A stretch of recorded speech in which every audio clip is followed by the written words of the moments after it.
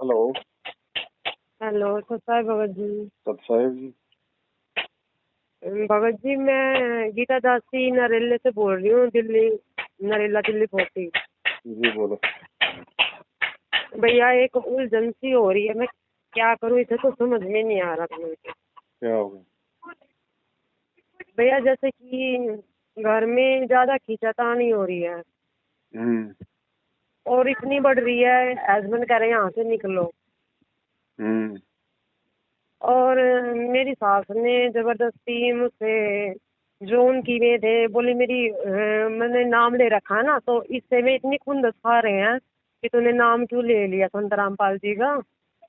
तो मेरी जो टूम है, कभी तू संत रामपाल जी के आश्रम में जाकर वहां पर दान कर दे, हमें अपनी टूम चाहिए सारी दे।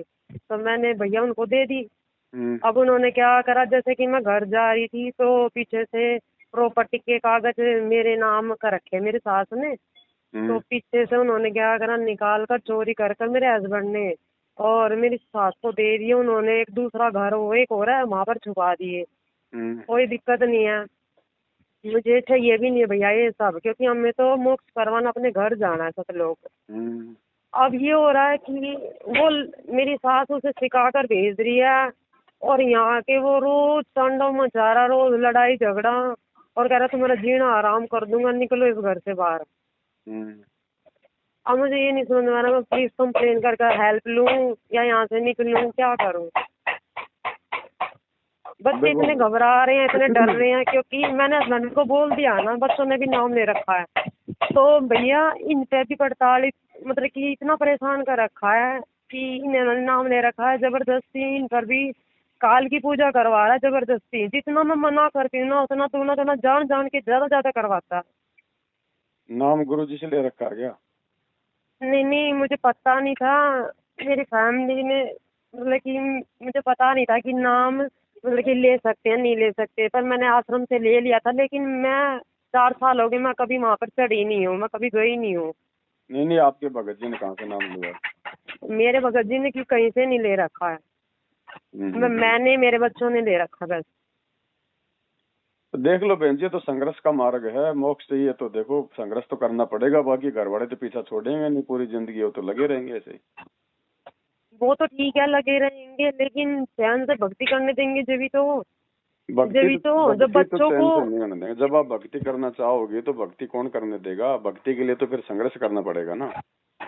तो फैमिली तो ये कह रही है आप हमारे पास आ जाओ, हमें कोई जरूरत नहीं है बेटा, बाढ़ में जाओ, मतलब कि जॉब का पति है, बाढ़ में जाओ, उसको मरे तो मरण दो, जहाँ भी हो हमारे पास रहो, हमें कोई दिक्कत नहीं है।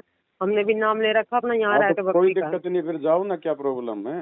अपने भक्ति करनी है कहीं भी कर लो, कल को वो भी कुछ कह दे तो अपना कहीं और बैठ के कर लो अपना। छोटे मोटे काम धंधे बहुत हैं आजकल तो।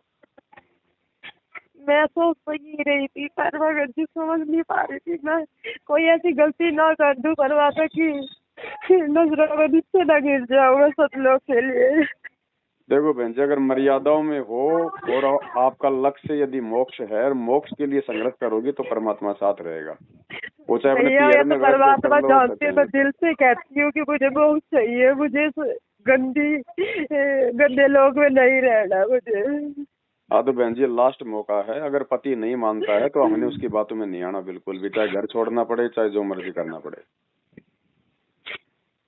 आप तो शारीरिक मैंने अपने संबंध नहीं पति को बनाने। बोला, मैंने वो सब छोड़ रखा है भगत जी, अब नहीं करती हूँ ना, तो कहते हैं तू तो रामपाल के साथ गलत संबंध हाँ बनाएगी, तो वो तो हमारे इसीलिए साथ दुखी नहीं हो रहा है कर। ना, उसको काल प्रेरणा कर रहा है ना बहन जी। मेरी सास यूँ कहती है, हाँ जाओ उसके साथ मुंह खा, उसका मुंह साथ मुंह काला कर, बोलने दो पता ना उनको, क्या क्या बोलने दो। कहते हैं।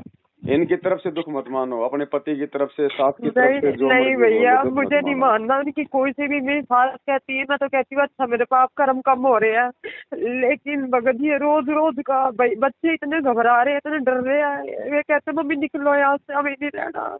हाँ तो कोई नहीं, अगर आपकी मायके में भगत हैं वहाँ है तो आप वहाँ अपना आराम से रहो, कोई दिक्कत नहीं। जी भगत। परमात्मा को दंडवत प्रणाम करो, मालिक से आज्ञा लो, जहाँ भक्ति हो जाए वहाँ बैठ के भक्ति करो। अपने को ये कुकर्म नहीं करने, अभी इस काल लोक में नहीं दसना।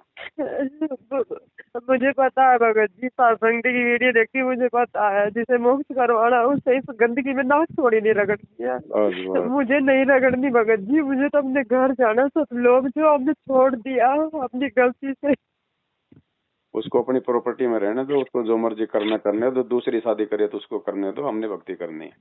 नहीं, मुझे कोई जरूरत नहीं है भगत जी, ना मुझे उसकी जिंदगी में दखल करना, ना मुझे। अगर मर्यादाओं के लिए दृढ़ रहोगी, संघर्ष करोगी तो परमात्मा कोई बालक थोड़ी है, वो क्या देख नहीं रहा क्या? पता है भगत जी, मुझे पल पल मुझे संकेत भी करते हैं, बेटा ये होने वाला है। मैं नौकरी करना चाह रही थी भगत जी, पर परमात्मा बोले बेटा नहीं, घर से बाहर नहीं जाना, अपनी भक्ति कर, भक्ति के लिए टाइम बहुत कम है और घर से बाहर नहीं जाना, घर में कुछ होने वाला है। मैं एक हफ्ते के अंदर अंदर कुछ होने वाला, तो घर से बाहर मत निकल। और तभी ये सब हुआ। अभी थोड़ा सहन करो, फिर अगर ऐसी प्रेरणा हो रही है ना तो अभी थोड़ा रुक लो, 2-4 धक्के अभी नहीं हुआ था भैया जी, ये पहले हुआ था जब मेरी सास ने मुझसे 2 मांगी थी। अब देख लो बहन जी, अगर हद से बाहर बात हो जाए तो फिर निकल लो, फिर कोई दिक्कत नहीं। अगर मुझे यही रहने के लिए संघर्ष करना पड़े तो भैया मैं पुलिस कंप्लेंट कर सकती हूँ अपने हक के लिए। नहीं बहन जी, वो थोड़ा अच्छा नहीं रहेगा। वही मैं सोच रही थी, वो अच्छा नहीं रहेगा बहन जी, क्योंकि देखो पुलिस फिर वही बात है, फिर हमारा फिर गुरुजी से फिर वो मतलब सहयोग नहीं मिलेगा। मैं वही सोच रही थी भगत जी, फिर परमात्मा का कहाँ हो रहेगा फिर। हाँ, अपन तो मालिक पे विश्वास करो, कोई दिक्कत नहीं। जी बिल्कुल। जिस दिन निकलना होगा परमानेंट निकल लेंगे। जी है ना? जी भगत जी। ठीक है, सब मुझे तो हाँ भगत जी।